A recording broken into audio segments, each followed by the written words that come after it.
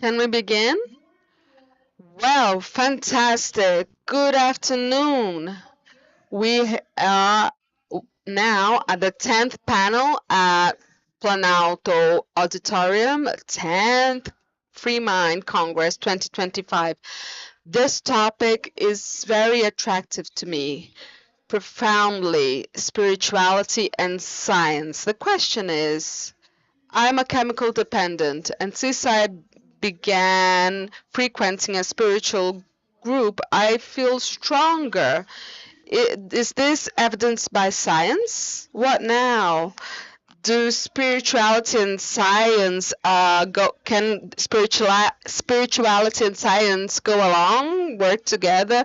We're going to show practical experiences, integrating approaches and the role of public policies in this field, which has been increasingly valued in the healthcare system. Please, Dr. Andrea Escobar, who is the official of CCAT programs with over 16 years of experience in international development, and for her 7 years have been implementing prevention and treatment initiatives in all Americas. She has worked directly with governments, social society, academic institutions to strengthen the policies to reduce demand. Before she acted in the Ministry of Foreign Affairs of Bolivia, she has a graduate in finances and economy with a master in business management by the University Pennsylvania, U.S. In addition to all this, she's from Bolivia. So, Dr. Andrea Escobar, please, you're very welcome to come on stage. She will be the moderator. She is from the Free Mind team because she's been with many years with us. Muito obrigada, Marcelo, pela apresentação. Thank you, Marcelo, for the presentation.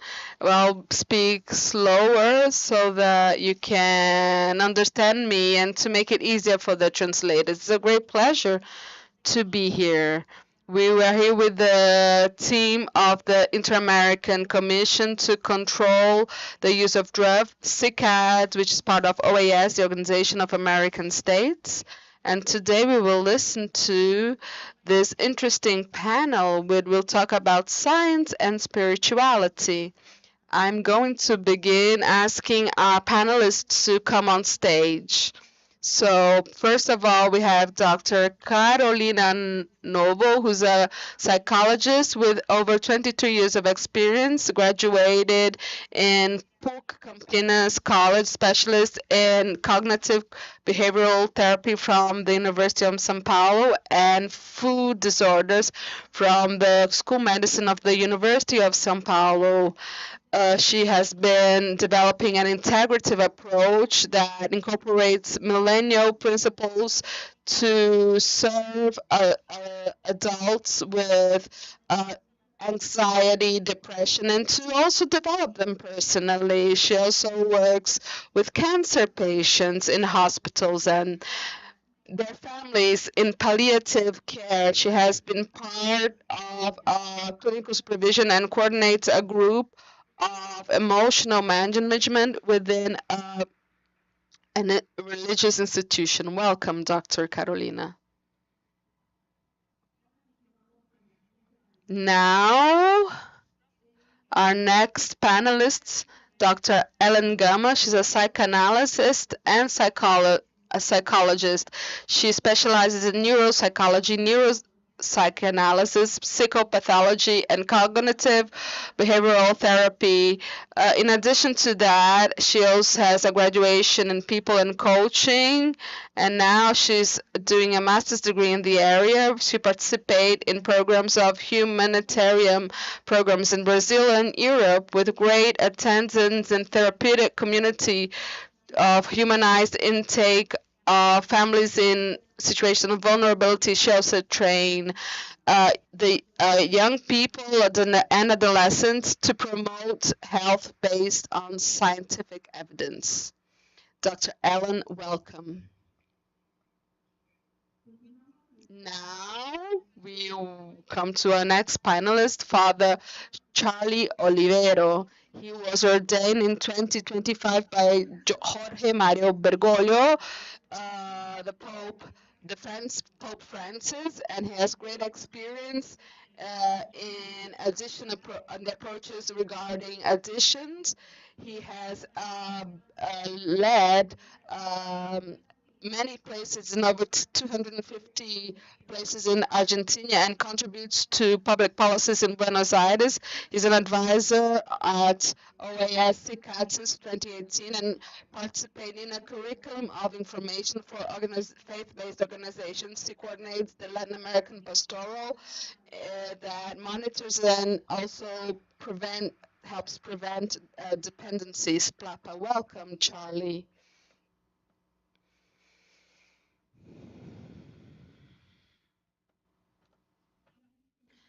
And now we're going to our last panelist,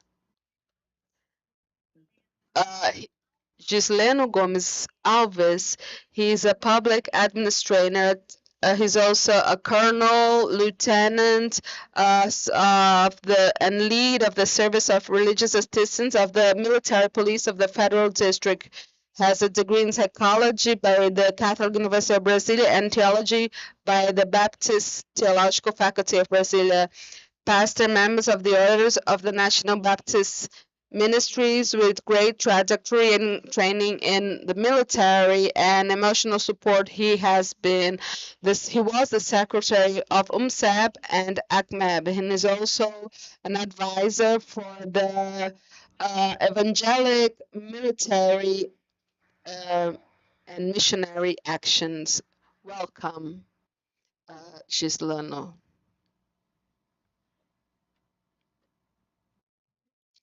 Now we're going to, in fact, begin our panel, and I would like to read a small paragraph before we begin. Faith and science are two crucial dimensions to comprehend the treatment against psychoactive substances. Science contributes with evidence, method, and therapies based on clinical experiences and neurological experiences to understand mechanism and design efficient intervention. And on the other side, faith understood as spirituality, feeling of belonging and purpose can be a powerful factor for recovery. Several studies have shown that support and faith have contributed to strengthen the resilience, emotional well-being of people that are under recovery. It's very important to highlight this before we in fact start with our first presentation. But without any further ado, let's begin with the first presentation that will take 20 minutes. Then we'll open some time for questions. So please feel comfortable to ask questions. And I would also like to mention that at CCAT OAS, as said at the opening, we are carrying out a project where material has been developed to prevent, treat, and recover, but with a specific approach toward faith-based organizations. We have been disseminating this material over 9 countries of Latin America, and we were very well received, which shows the importance of the topic addressed today in this panel. So now our first panelist, Dr. Carolina Novo, the floor is yours. Good afternoon, everyone. It's a pleasure to be here today and talk about such a relevant topic, such an important and complex topic that brings so much pain, suffering, and losses.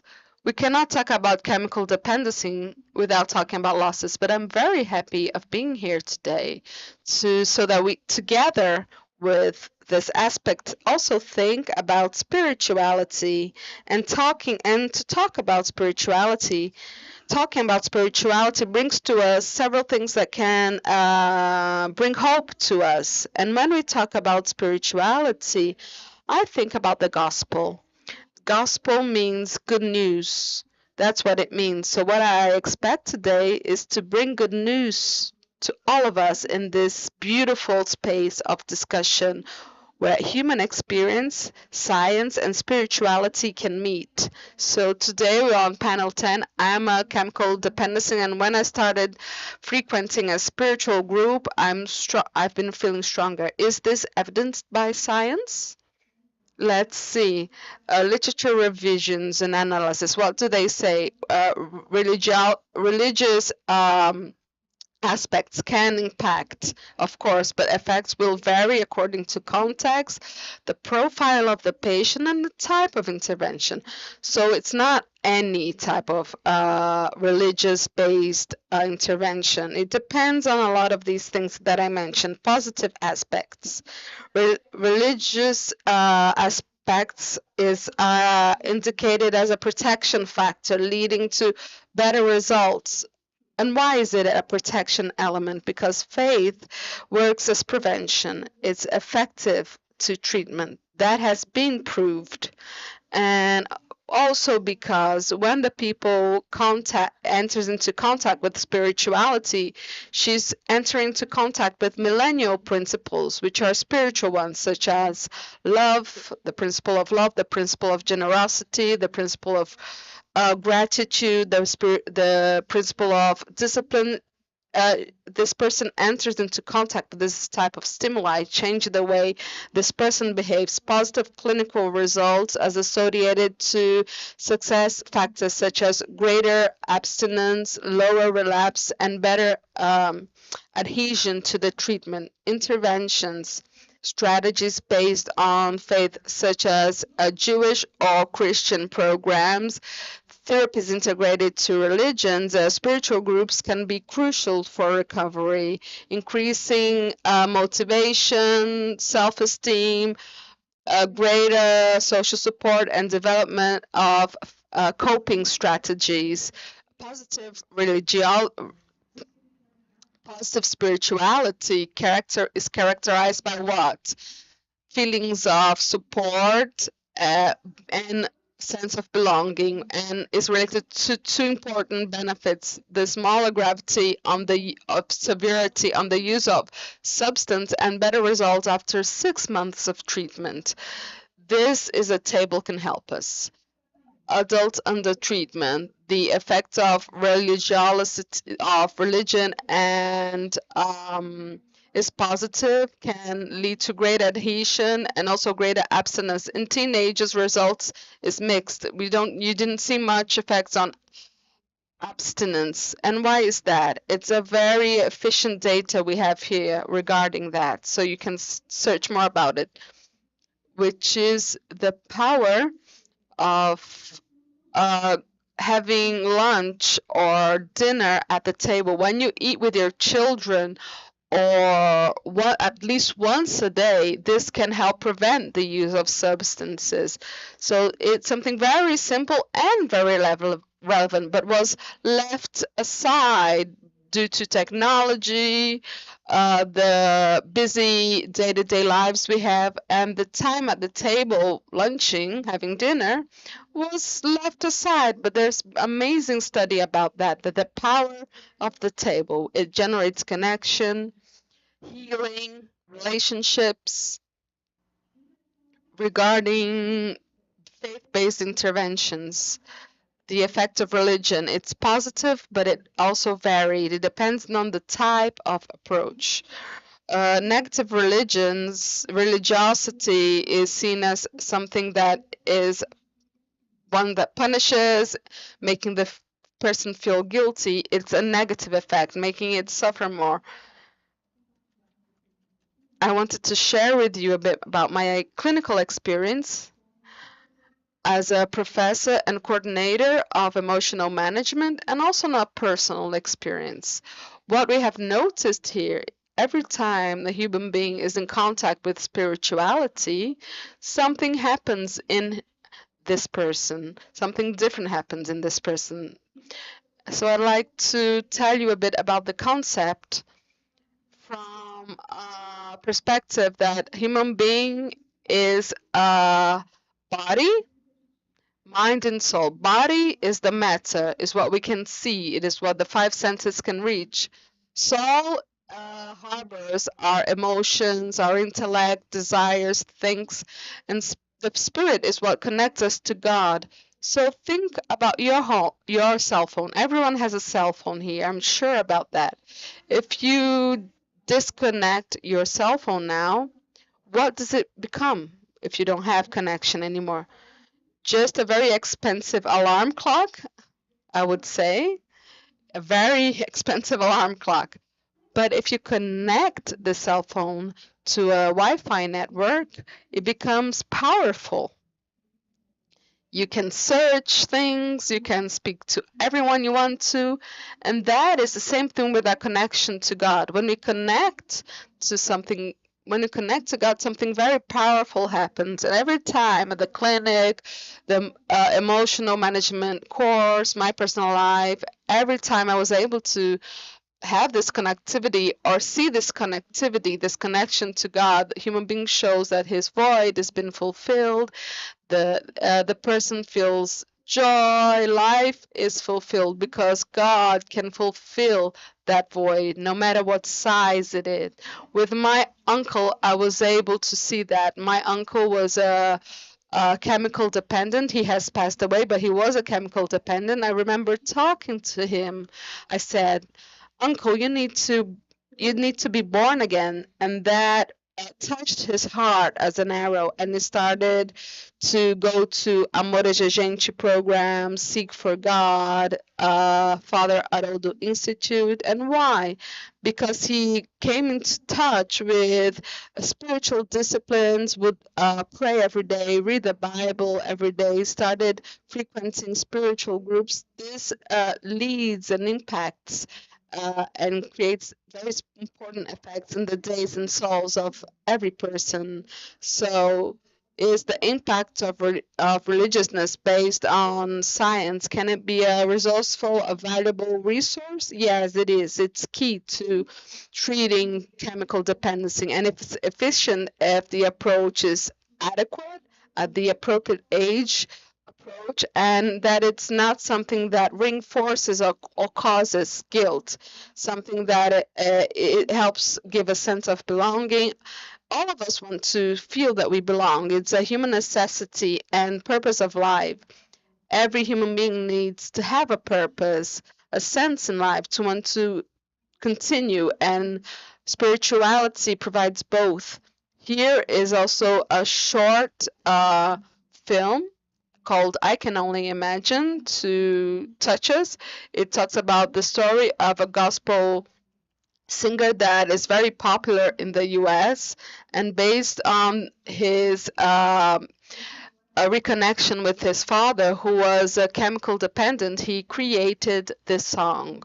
So I'll show you part of a video, a testimony of his before US congressman.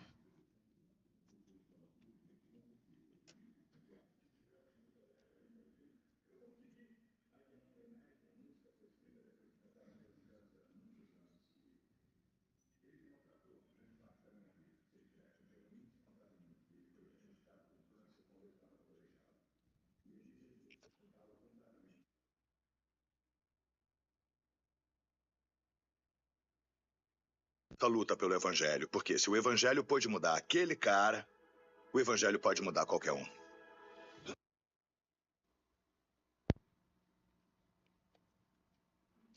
Thank you, guys. I hope to have contributed. Thank you very much.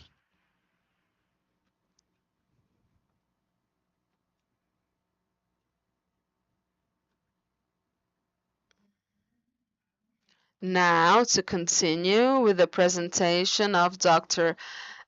Helen. Thank you so much, Carolina, for your presentation. We will soon have a dialogue with all panelists. Helen, please, the floor is yours. So the person didn't know how what to wake up with that guilt. His body would tremble, his heart would speed, his mind would scream. Cocaine did not give him a pleasure anymore, just uh, made him silent. It was his fourth admission into clinic. The mother would cry, the son would avoid, and when facing the mirror, he could not recognize his face. This is the paradox of dependency. It's uh, uh, hyper sensitivity. It's not able to control networks of regulation. It's a brain taken by hyperactivity and psychism that is completely void of any type of positive content. And Raphael, with this, without much expectation of recovering, accepted the invitation of his sister to frequent a spiritual group, and this has become his reason to feel stronger. Does this have a scientific base? What now? So this is a clinical case. Rafael, 37 years old. Good morning, good afternoon, everyone. My name is Helen Gama. My participation here is to help you, create an understanding of this phenomena that is before us. Individuals under recovery, talking about psychic suffering due to guilt, lack of purpose, but they will awaken through spirituality and better self perception after becoming part of spiritual groups. The central idea here is that this is to do the active participation of help groups, spiritual groups that will lead to neurobiological, psychosocial mechanisms, make them actually have effect and not a placebo effect, a real effect. And the study of this clinical case is to show that based on scientific evidence, like becoming part of spiritual groups that are structured and act as an axis of psychic transformation with neurobiological uh, evidencing dialogue that is possible um, between science, among science, spirituality, and public policy. The turning point of Raphael's life happened when he first contacted the group. It was a Wednesday night. He went with his sister to the spiritual group. So you can see at the back his arms crossed. But for the first time, someone noticed him and welcomed him without judging him. An elderly said to him, I once lived in the street, but today I take care of 10 people. How about you? How about you? A simple gesture. Rafael leaves home and breaks the depressive inertia. That is the first concrete therapeutic step. Here, some psychological mechanisms were activated, and we are able to evoke some theories that support what is happening with Rafael. The first of which is behavioral activation. That's an approach within behavioral cognitive therapy that say that individuals get better when they go back to habits that they had before that were motivating, and due to guilt, inertia, they left aside, which is a typical thing that happens when person has depression or is dependent chemically. And also there's a pattern of avoiding spirituality. So the person is not going to avoid emotions. She's going to avoid other people, contexts, and this perpetuates the cycle of depression and the cycle of dependency. When Raphael inserts himself in the spiritual group, he breaks this pattern of avoidance because he starts leaving home, frequenting the group, and also reconstructing bonds, all of which are operating behavioral of social immediate social reinforcement and symbolic reinforcement on the long term. This is behavioral activation in practice. Another theory that, when invoked to talk about Rafael's psyche, is the self-determination theory. And it's beautiful because it says that people that get engaged, that persist in activities, are those that have their needs, their psychological basic needs and universal needs satisfied, of which autonomy, skills, and relationships. Spiritual groups that are very well constituted and well guided will satisfy these three needs. Independence, Raphael chooses to be in the group. Raphael chooses to give his life to superior power, competencies. You are able, with the tools you have, be 24 hours without drinking and then 24 hours more. Relationship.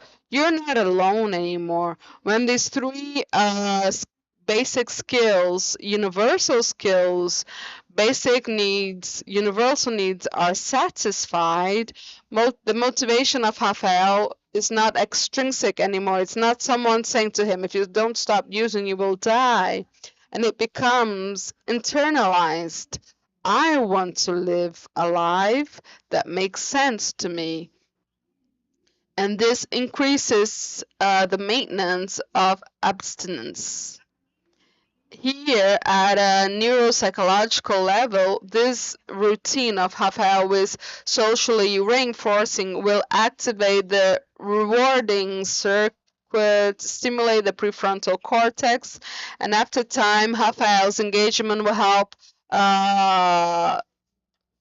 reset the craving of drug, immediate desire of rewarding with the capacity, skills of self-regulation and self-regulate behaviors and impulses since the beginning of the transformation, because transformation doesn't happen initially when you believe. It begins when in the relationship, in the human encounter. So Raphael starts his journey. So he starts going to the spiritual group earlier to help make coffee, starts participating in the round talks, and every time the conversation circles, and every time he says, I'm Raphael, I'm a chemical dependent, he feels guilt, he feels ashamed and proud at the same time. This routine, this commitment, regular commitment, will transform routine into active belonging, activating group mechanisms, identities, and attachment feelings that will lead to sustainable changes. Here we have psychological mechanisms that are being activated that can evoke, first of all, group psychology, which is a field of study of psychology that say group do produce healing factors such as altruism, cohesion, fostering hope, interpersonal learning that we are having right now. Raphael will start by listening and sharing narratives. He will start experiencing cohesion and altruism in the group. So whenever he speaks and listens, he starts to train mentalization, exercise empathy, and find useful roles in the group. Arriving early, making coffee, participating in the circle conversations, all of that will help Rafael have a perception of self-efficiency be increased, making him adhere to the process more strongly. We all have the theory of social identity, which says part of self, and self is the identity of the individual, derives from this affiliation to groups. All of us are in the pursuit of belonging to a group that to validate our self-esteem and that will bring to us a sense of social value. The changes of identity is a protection factor because the individual will start behaving in a coherent way with his new group where he feels belonged. He starts adhering to the norms and rules of this group, frequency, sharing, and things like that. He then goes from this identity of user to a member under recovery. Now, before, his identity used to be what? I'm a drug user. I'm a loser. I'm a failure. In the group, he resignifies his identity. I'm someone who struggles, who fights. I'm a member in recovery. I'm a son of God. Finally, we have the theory of attachment. This theory this theory says that these bonds are not only a relationship, but a relationship with a high emotional charge. At this moment, I relate to you very happily, but we do not have an intense emotional charge with our parents, spouses. Yes, we do. When these relationships are stable, then with figures that will correspond this feeling, this will create a safe support for Raphael to explore his creativity, to exercise trust, to self-regulate. It's very common in stories of dependency, drugs, or everything else that leads to compulsion. There's a story of unsafe attachment. In other words, bonds that are not consistent, abandonment, that increases separation anxiety and increases emotional deregulation. Spiritual groups, when predictable, same time, same place, same rights, same people, they will provide a repeated responsiveness that will favor a safe support so that that will decrease stress, increase tolerance to compulsion, and offer more reliable internal models. I'm seen, I am noted, my needs are before everyone. There are people there who can help me. At the neuropsychological level, it is literally the reconstruction of a damaged brain by abuse and by loneliness. Rafael here is no longer sees himself as a lonely user, but a member under recovery. He starts saying we. This we will guide what he does. Now he has psychic resources that are enough for him to take his next step, which is relate with spirituality as a transitional object. At a certain point, Raphael, which has heard about delivering his life to a higher power, this time he only smiled. But that night, by himself, he said a prayer. If you exist, please help me not to use tomorrow. And he slept. And for the first time in years, he woke up without the craving to use. Does that have scientific basis? Yes, it does. This simple symbolic gesture of giving oneself breaks the power of addiction. I stop when I can, and etc. And then it starts introducing a mediated hope. I can I can count with the help of someone or something. And that's what Winnicott calls transitional object. That is, the transitional object, it is a theory in psychoanalysis that will say that he will mediate between independence and autonomy. Let's see if I can explain it more simply, clearly. Winnicott used to say that there's no baby without a mother, right? The mother is the first transitional object, the first other, the first not me that the baby can stand without anguish. she would start that cultural experience, the ability to love, to create. When Raphael enters the spiritual group, he is encouraged to relate with the higher power. And that higher power will operate as a healthy transitional object. In the relationship mother and baby, the transitional object is for the member under recovery, like that mother that will give him back symbolic mediation. It will open the potential space of hope and creativity.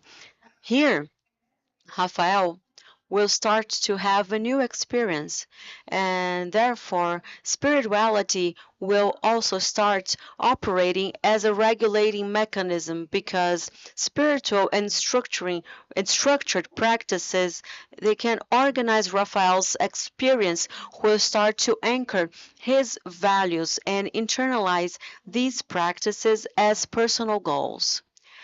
Ritual repetition, it solidifies internal models of care and belonging.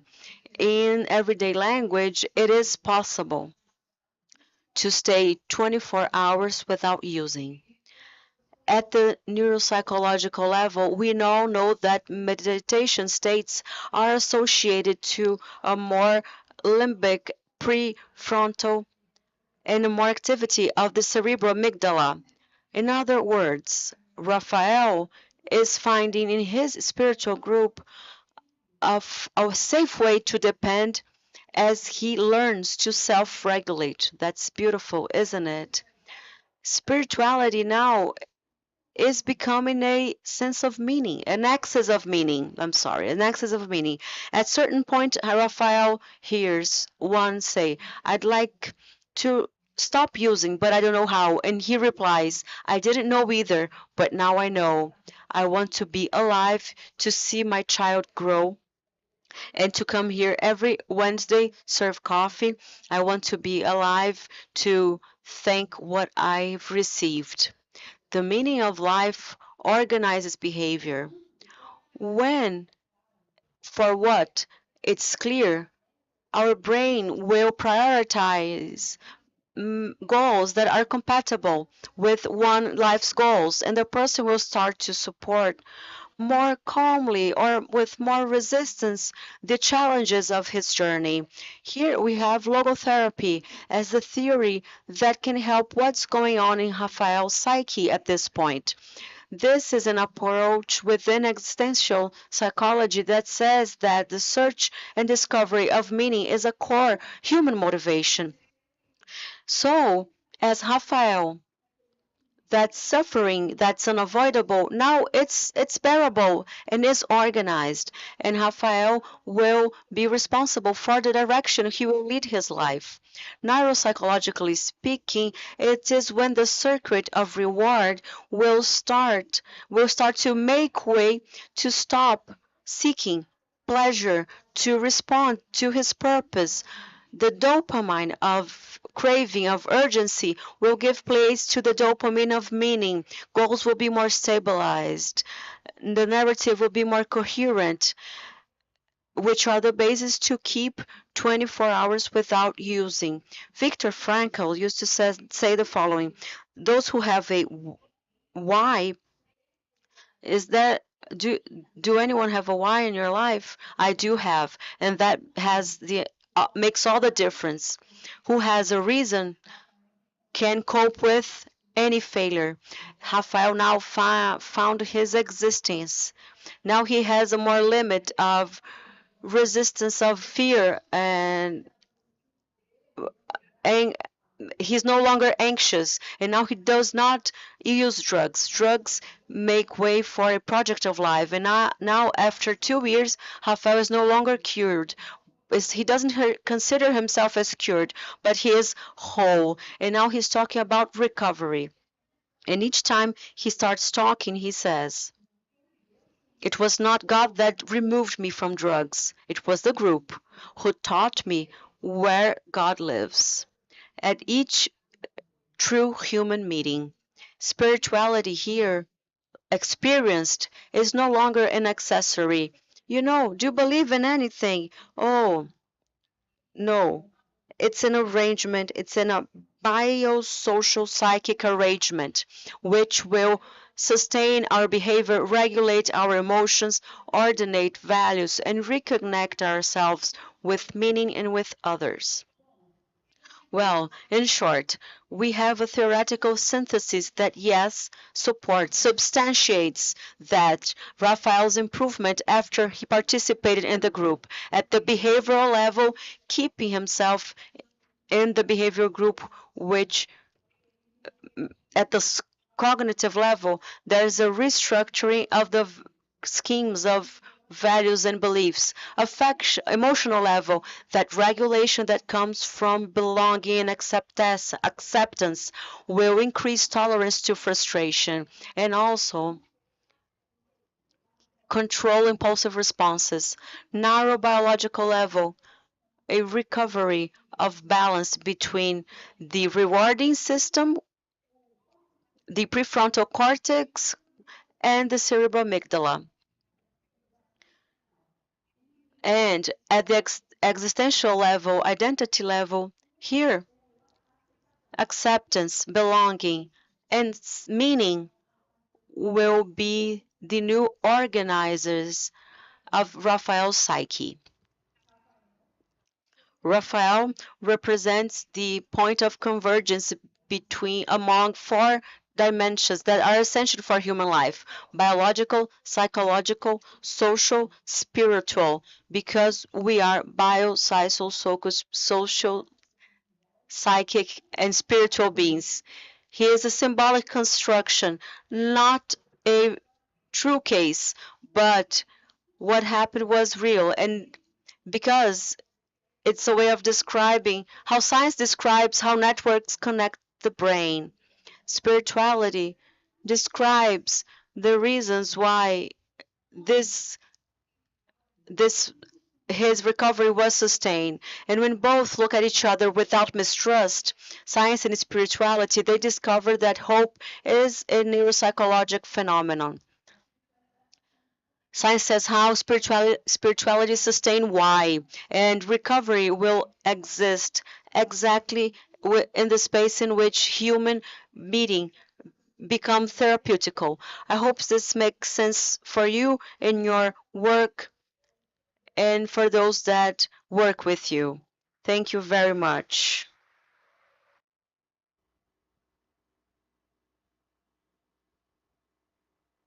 Gracias, Helen. Excelente Thank you, Helen. Excellent your presentation, very inspiring.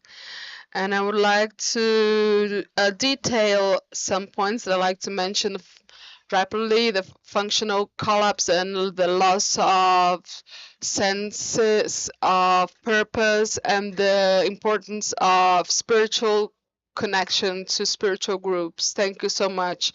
Now we will have Father Charlie's presentation.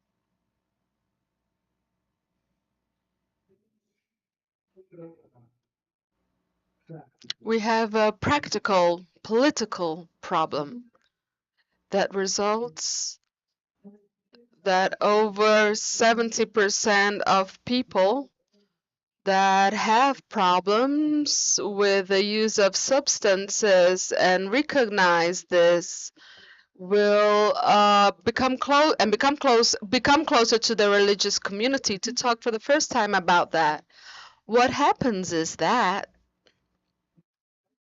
in our countries of Latin America, we have several places that are a response to religious institutions, and not always uh, governments will adapt and apply the proposals of the religious institutions. They ask them to adapt to scientific evidence, and not always that helps much. Institutions keep within themselves, not producing any type of changes.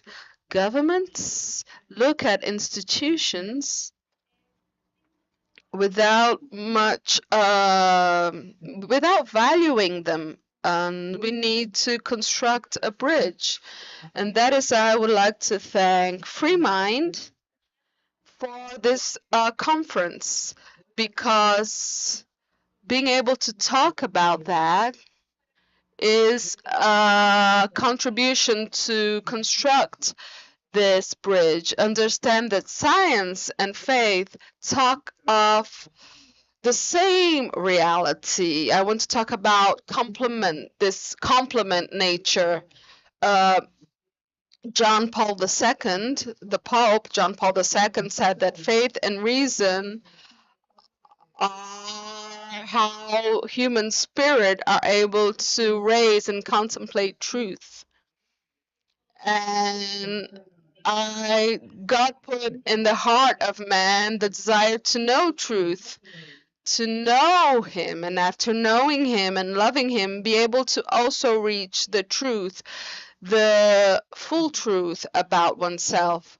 Faith and reason are two wings that take us to the knowledge of truth. And what happens when faith is closed, becomes closed within itself, like a shell, and does not want to open to science, doesn't want to open to reasoning, thinking, to going beyond itself? Then we fall into religious fundamentalism. But what happens when science thinks that the only way is the only way of knowing the truth? There's no other forms of knowledge. That knowledge contributed by love, knowledge of philosophy, theology, practice, are not valid knowledges, and that the only valuable one is science. What happens in these cases? It becomes a god, and we fall into fetishism of evidence, which is also a problem. Fetishism. And that is why science and faith, it's important to recognize that each one of them has their own rationale, their own language. Language is important.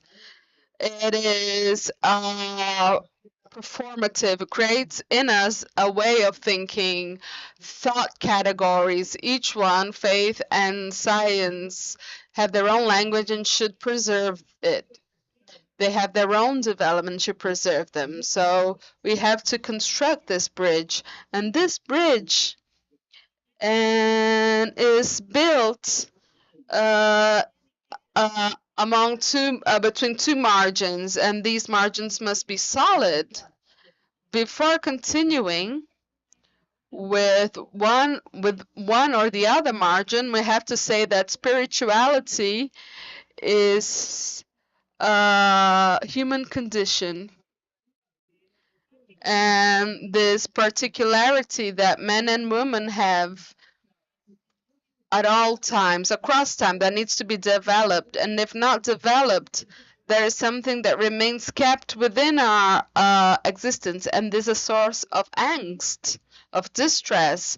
Religions are ways shown by several of men and women.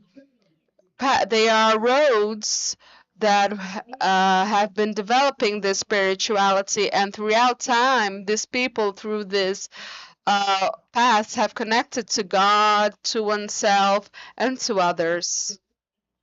Religions organize into churches, and churches develop communities. Today, I'm also going to talk about how a religious community sees and follows and monitors this problem. I'm not going to talk much about that because those that were before me talked very well about it, much better than I would do it, because I'm a religious man, a clerical man first of all.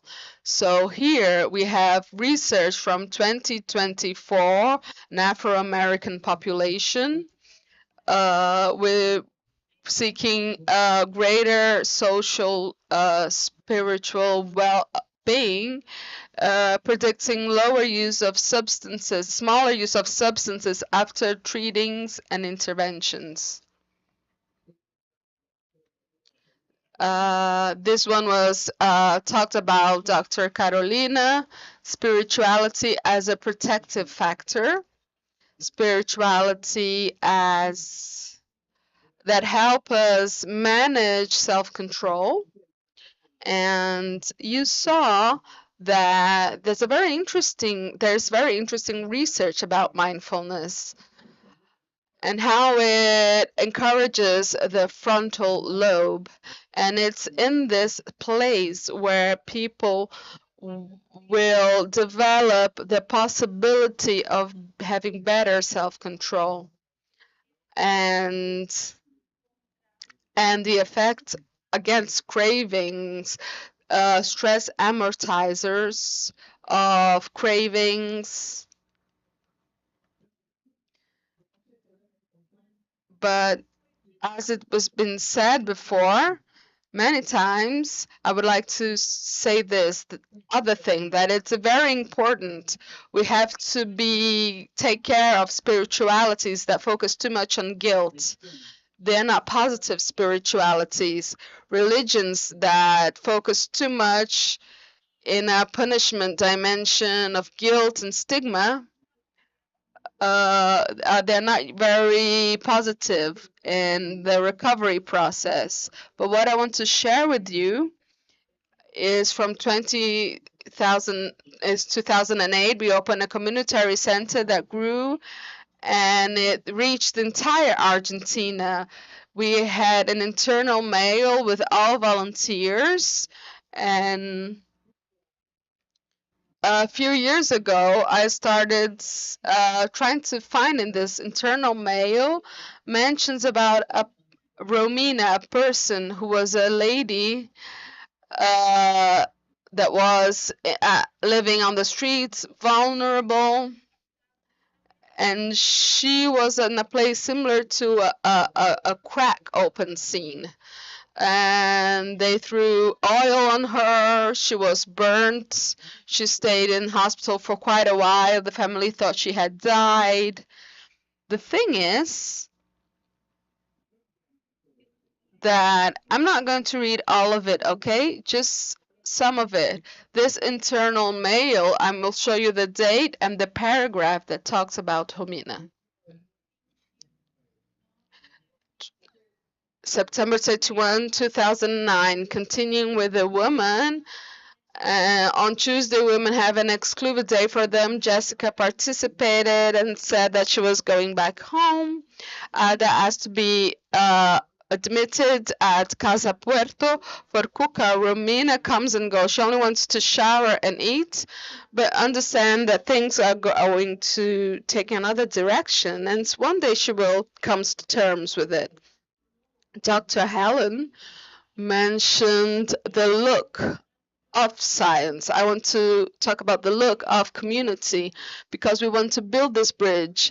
April 5, 2010, for Kuka, still pregnant and still consuming, and although she reached the center, like we cannot take her to hospital.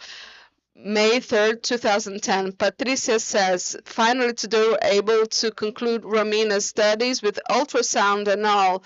The doctor is amazing. She stayed with us. And Rukukwa, Romina, was able to vaccinate, take a shot against the flu, a flu shot. She will have a boy. It was a very intense moment, emotional moment for her. She couldn't stop crying. We really need to be close to her.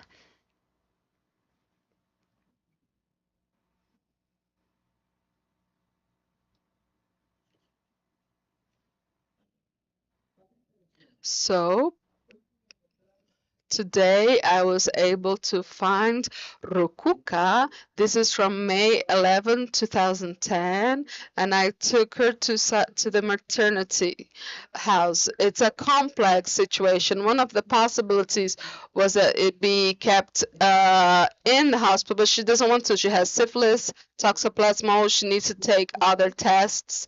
She has a urinary infection. She needs to take antibiotics and other medication. I talked to Stare, who's the parish's secretary, and said she can give the antibiotics when she increases the parish. And the other doses will be given by us at 6 p.m. That's the best I can do. Can you think of something else? And the HIV test has not been done yet. She promised to come, but it would be great if in this slum we have a van, and it passes and searches the youngsters. Another thing is that someone mentioned that she should not have a boy at the hospital, so no one would take him away from her. Many people mention that. We say that the girls that are pregnant and living on the streets, they should not go to the hospital because the child and adolescent protection service will take them away from the mothers. So, and also there's an entire region where babies are bought. The 26th of July. I'm going to read it also. Kuka had their birthday. It was her birthday. We celebrated, but we don't have good news. She lost nearly 2 kilos. She said that the pregnancy is not that good. On Saturday before leaving, she said she wanted to be admitted to hospital. I asked her why. She said because otherwise the boy will die. God help us. August 9th, 2010. Okuka is still with Okuka's baby is still at risk because all of the matters, and we say our prayers to her. August 27, 2010, these last weeks were very worrying. Okuko would not leave the streets. She started feeling sick on Wednesday, and she was helped at hospital. And when she became better, she accepted to stay to be admitted. Lucas was born out of a miracle with 2 kilos. He's under therapy, and Okuko is under recovery also. Everything was really bad, and God intervened.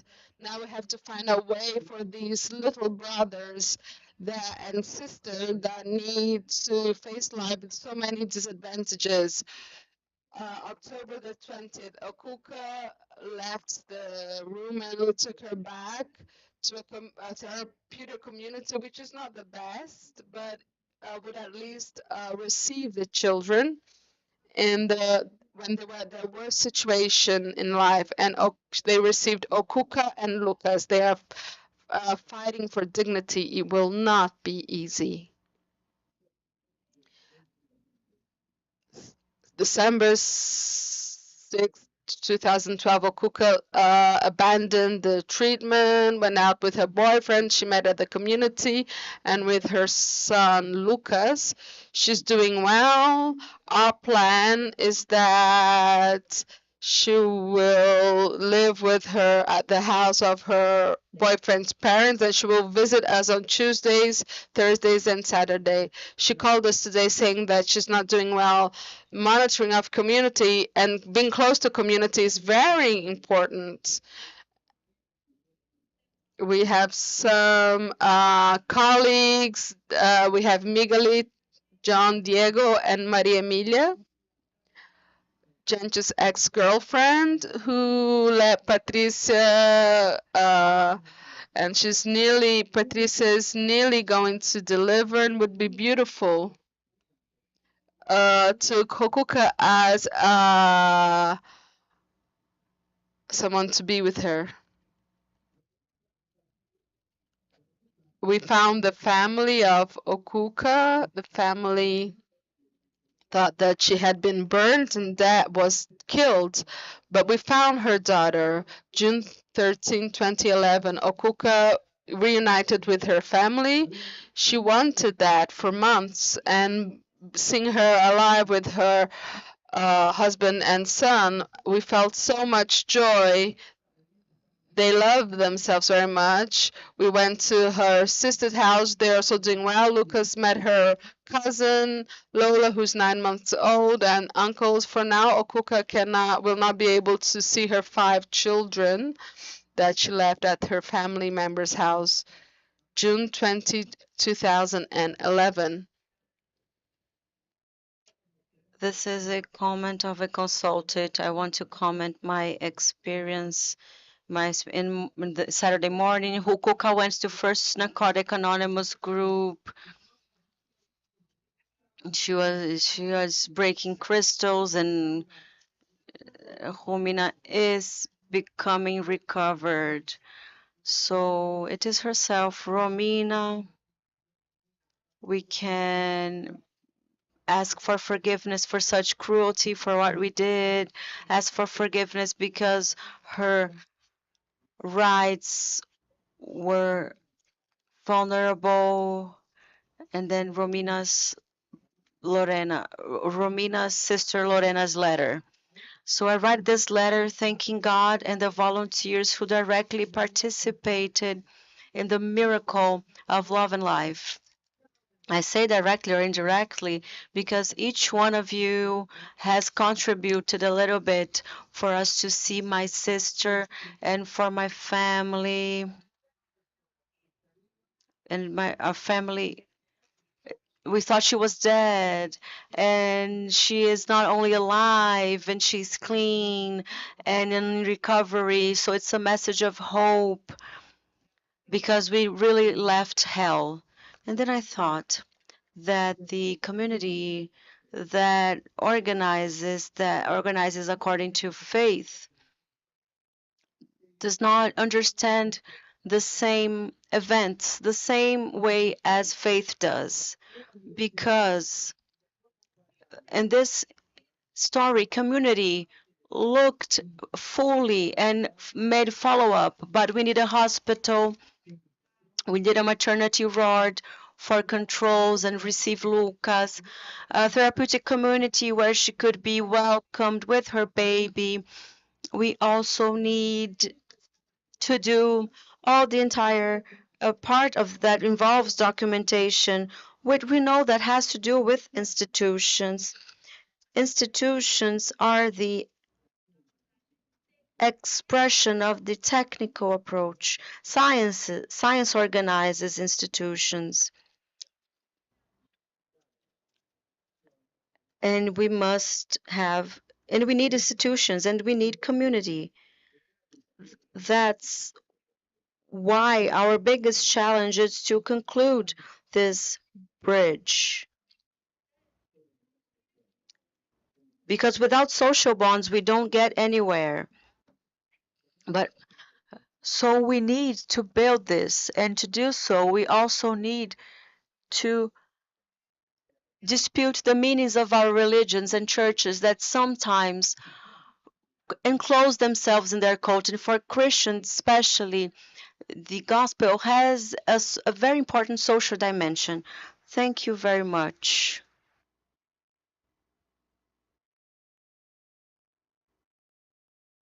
Nuevamente nos brinda un caso específico, nos demuestra la importancia. So this boy represents the importance of strengthening communities, including a follow-up religion and, of course, science. Now let's move to our fourth presentation. Thank you very much, Chileno.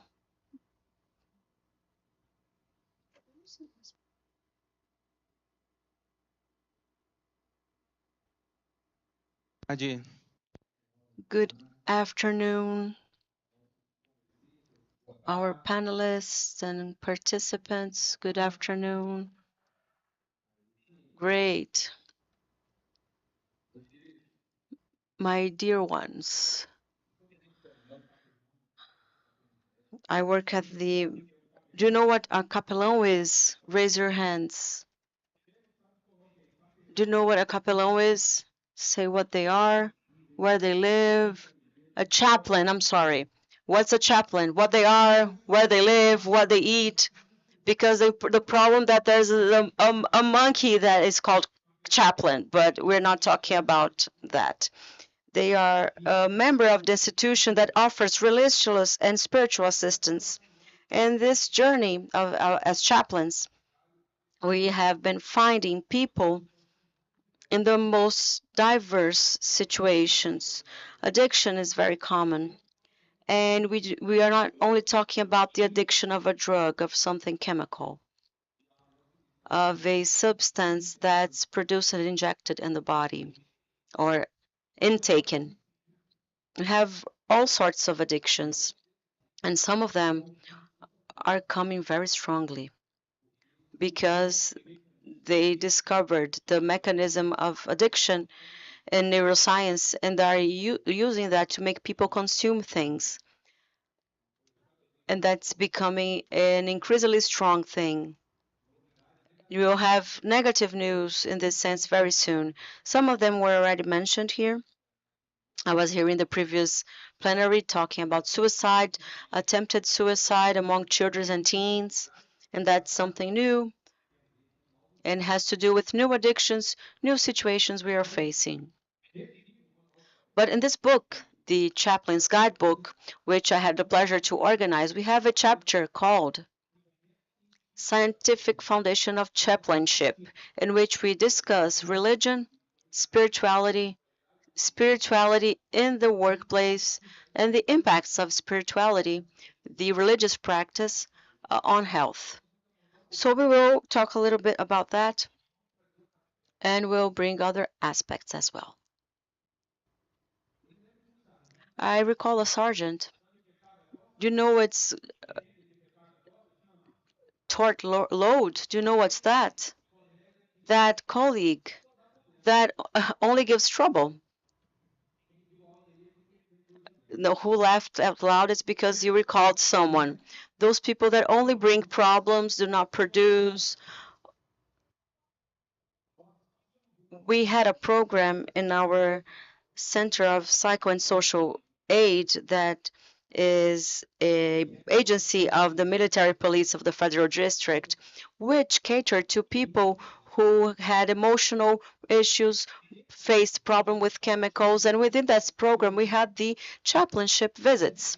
And these visits were for moments with God, and we offered courses and training in the field of emotional intelligence, financial intelligence, marital intelligence. And we have a course and we offer it, which is called Men to the Maximum. We applied Men to the Maximum to those who were being monitored within our psychosocial assistance center. And on our graduation, we had a peculiar situation. We always open the floor for testimonies, and a spouse asked to talk. Sometimes I don't like to open the mic, but because sometimes we have negative examples. But at that moment, I felt I should open, and that woman said something fantastic. She turned to me and asked, "Pastor, I don't know what you did with my husband, but everything changed." Throughout these 3 months, something happened that everything changed. So let's talk about the foundations of that. And she turned to him, and everyone cried because she turned to him and said, "You know, you were useless." Oh, and I was like, "Oh my God!" She started. "You used to arrive at home. We were afraid. You were violent. You used to get there drunk. Every day you went to the bar. We didn't know what time you would get. You would get there smelly and dirty. You would argue with everyone." And he was causing trouble at work. He had financial problems as well. He was under serious risks. And she said, "I don't know what happened to you, but you changed because you began to arrive at home differently. and go directly from work to our house, treat me with respect, play with the kids. And then I began to look better to wait for you and to put nice clothes in our children. Our arrival at home became joy, a reason of joy. And I'm here to say that this is a different man. What happened, Pastor? What happened? I'll tell you what happened. And at the end, I'll tell you what I told her. What the problem of addiction? Addiction changes our physiology, either naturally. There are people who are addicted in getting sad or in getting angry or in feeling low. These are addictions, but addictions to an internal substance of the body. There are people who are addicted to alcohol, cocaine, and other drugs. There's the addiction on porn. But we are having a great number of people who are being dominated by pornography. And this is affecting all the person's life structures. It's the structure of the body with the substance of the body, emotions attached to addiction. I've seen people who drink, and in addition to relaxing the body, they also feel they they see something that they miss, and it's like they come back. For example, their father used to drink, and then when they go to a bar, they remember their father. And others are trapped in the addiction they have. Some are punishing their families, some are self-inflicting themselves. So talking about this emotional issue is to talk about a variation of each one, how each one feels and experiences that addiction. There's also the issue of relationship. Many drugs are used in a certain context. That's why people who monitor people under treatment observe that if they go to the same context, they tend to relapse because the context is very much related to the issue of the drug.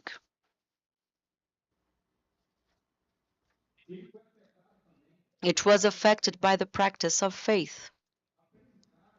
Learning and memory are neurological connections, are synapses. And these synapses become increasingly stronger through repetition and emotional impact. Synapses and neural paths are stronger, and they develop a protection for those connections.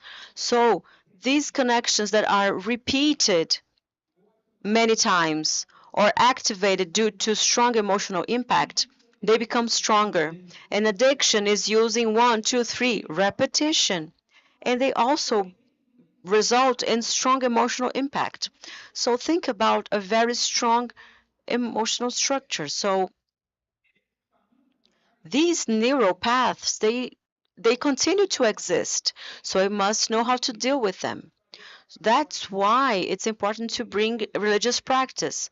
Why, for instance, we don't do in the evangelical church most the Lord's meal. We don't do it the wine. It's not because it's the wine. It's because if someone came, if is an alcoholic, if they feel the smell and if they taste a little bit, these neural paths will be activated. So then we are exposing a brother at the risk of going back to his addiction.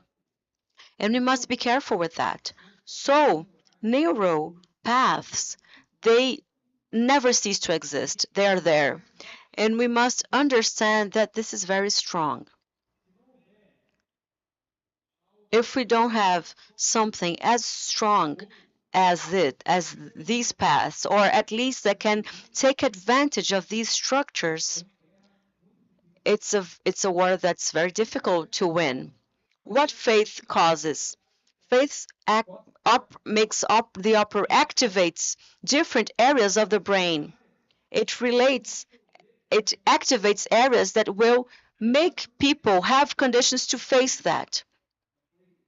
It was already said that they activate regions of pleasure, dopamine and oxytocin, especially spaces where there is touch, hugging, holding hands, greeting. These are things that develop these pleasure areas that also generate reward.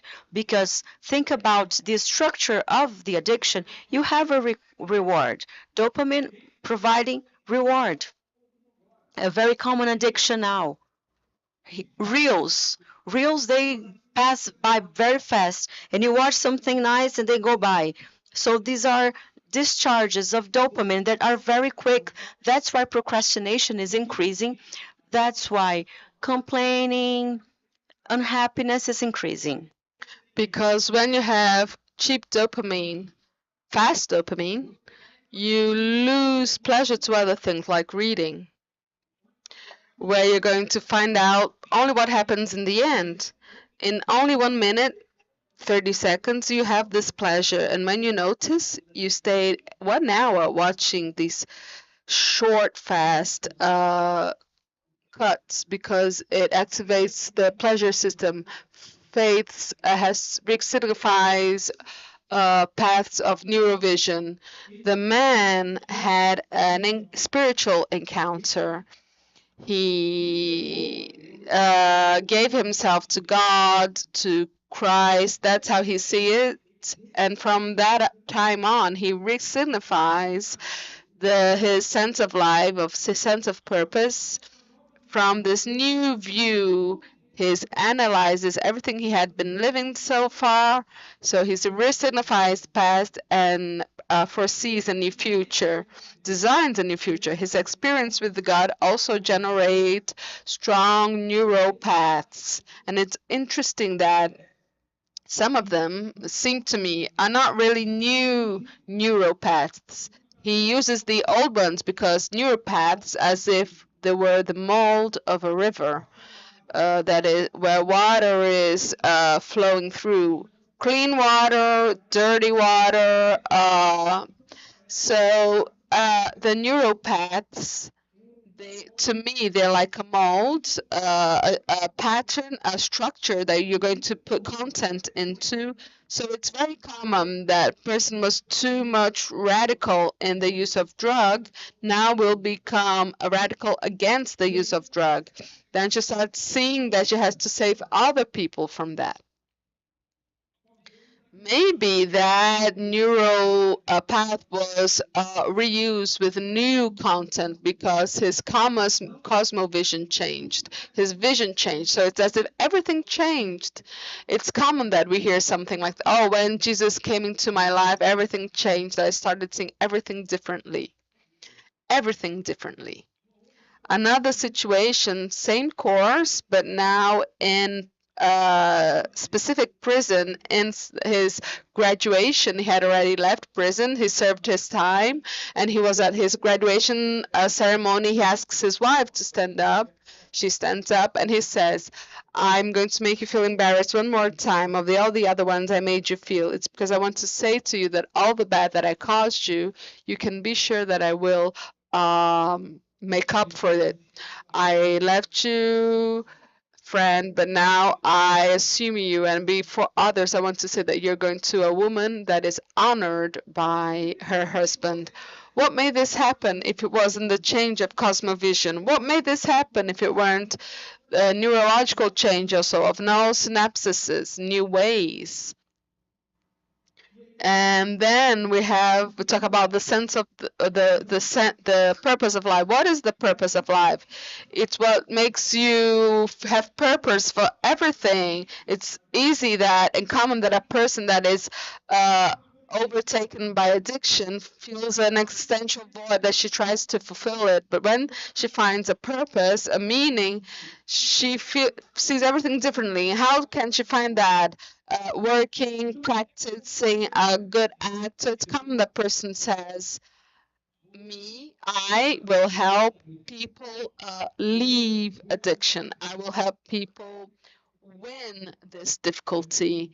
And so she found a cause, work, uh, experiencing something, encountering people. When people say, I found God, I found Jesus Christ, she's finding someone. Or when she understands that she needs to love the mother, the father, the sons, give hope to their children, because what she's practicing is influencing the next generation. So this also provides motivation, purpose, and this attitude we take when we face inevitable suffering. So when people say you have to deal with that, you have to deal with this compulsion for alcohol, but you can win. This bring a sense of purpose. I know I have this weakness, but I know that I can win, and I'm not going to surrender.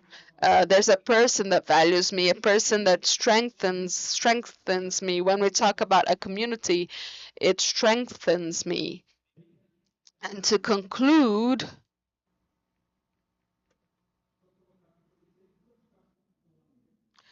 just two citations from the book. Religious is a behavioral motivator. You can get energy to overcome. As a source of social support, of behavioral social changes. I need to be a better person. As pro-social agent, I need to contribute to people behind around me, my family, my society. In booster of altruism and help. I need to do something for someone. It protects against alcoholism, depression, chemical dependency, suicide, and other sexually transmitted diseases.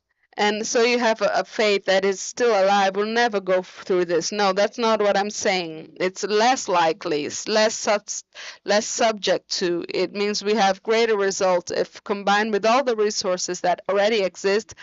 This person has an experience of faith, an experience with God, because this has an impact, a spiritual impact for those who believe and know what conversion is. You're going toward a new way. You're going toward a new way. That's conversion, changing way. That's very strong. Everything is seen in a different way, and this is very powerful for people that have this faith, a life, health, mature, true faith. We're not talking about an oppressing system, a manipulation system. We're talking about a true experience with God and with people that we walk along with. We have been talking a lot about this in our Instagram. If you want to follow us, Gisleno de Faria altogether. We put some videos there about this experience of living faith as something that is a protection for us, and that helps us grow, and not something that's going to make us feel bad or that wants to manipulate or control us. God bless you all.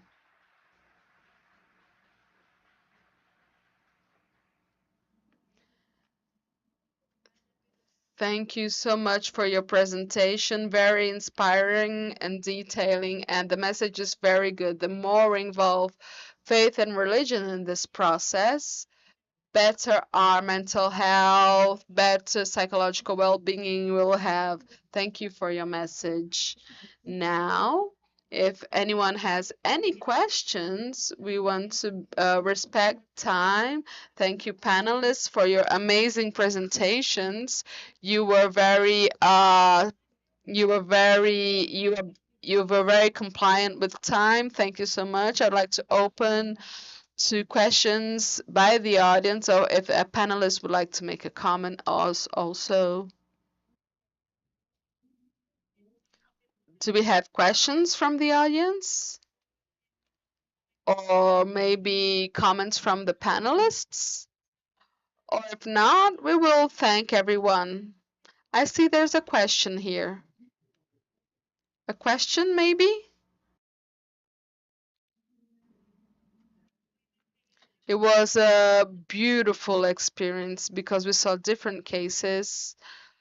We have a question here. Good afternoon. I'd like to thank all of you for the insightful explanations. I'm just very happy to see this topic of spirituality being approached in the main auditorium. It's an amazing achievement. We also mentioned self-help groups. I forgot the name of the Dr. in White. Okay, sorry. Okay, Dr. Helen mentioned a clinical case that, although it's not a real case, it's something that we see a lot. And I'd like to say to you that I'm Rafael. So you really told my story. I identified a lot with it, and I'm sure that, in fact, spirituality encounter of a chemical dependent with another one, the sense of belonging, as has been said, gratitude and desire to make the difference in the life of uh, the other is going to produce and construct all these new ways in the brain. I'm a scientific real evidence of what has been said here by everyone. God bless you all. Thank you so much for your uh, for your observation. Now, Andrea, in the beginning of Freemind, what happened with the brother of Paolo Martelli, with Dede, was an encounter with a chemical dependent living on the street, hungry, hurt. 13 years later, in the 10th Freemind, shows that that young person was Jesus, because right at the beginning we did not understand or did not have this vision. What you said now was very strong to me, my brother, because at the first Remind I was also at the audience in Sao Paulo, and today, 10 years later, I'm here being the moderator of the panel. So thank God I've been away from drugs for 23 years, but it's important that this topic is in the main auditorium. This is important to us. And Paulo said that there's something new to Free Mind, pocket Free Minds. So we can take these presentations to your cities, communities, towns, your groups, and from these presentations that we will give to you for free, we can discuss this topic with these authorities talking as they have today. So you will have the opportunity as of today to take these topics that were mentioned and talked about in the 10th Free Mind to your groups. This is very important. I really like to thank everyone, and we have time if each one of you panelists wants to say last words. Thank you so much. It was an amazing opportunity to be here. I like to reinforce the importance of worship and prayer. Worship and prayer, studies shows that it changes our brains. It brings pleasure, rewarding. Same areas are activated. Let's make these practices happen because they change our reality. Thank you, the attention of all of you. I'm available if you want to reach out to me for help. I've been a volunteer for over 15 years, not only in therapeutic communities, but contact me, Ellen gamma.neuropsil, that's my Instagram, and it's in the encounters that we will show people, not through words, but through our behaviors, where the superior power lives, and each one has the respect that has the power it wants upon oneself, especially the ones that are Christians and learn with Jesus the dignity he had with each person. We do not impose our faith on everyone. We just give love and life to everyone. And that is how we restore our psyche. Muito obrigada. Thank you, Ellen, Carolina, Father Charlie, Gisleno. I'd like to also take the opportunity to say that since CICADE, the Inter-American Commission to fight against the use of substances. We are working on a project with a very strong spiritual component. This is one of the first opportunities we have to work very close to this spiritual component. And from my experience, it was amazing to see how people we're working with in these courses and training in different countries of the region, they are open and to see that to actually recover, they need this spiritual component. It was amazing, always hand to hand with science, but this spiritual component is so important. Thank you, Freemind, for this space, for including such important congress, this panel that speaks about this topic in such a beautiful way. Thank you, each one of you, for presenting your experiences.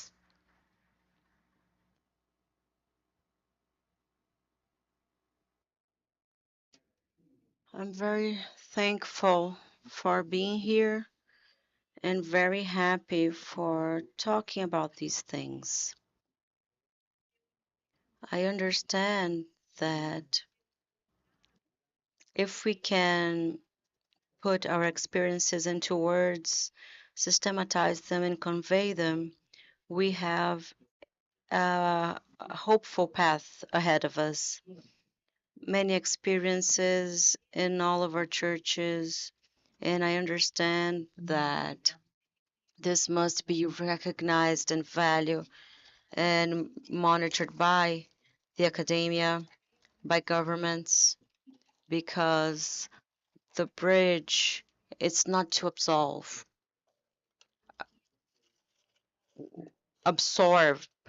one epistemology over the other. The bridge is a respect for all languages and rationalities. So I'm glad to build that bridge. Thank you.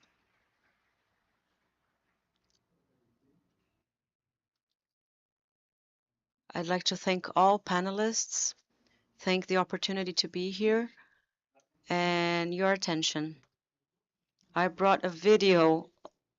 It has 3 minutes. It's about the effect of reading the Bible on the human brain. If coordination believe it's okay, the video is ready. So the video will be made available then. The effects of reading the Bible on the human brain. I think it's very important for you to think about that as well, because it's exactly what we're talking about. Some things that have measurable effects. Some effects are unmeasurable, but others are measurable. And we are being able to have information about that. So it's important to have that knowledge since we are dealing with that. Thank you very much, everyone. God bless you all.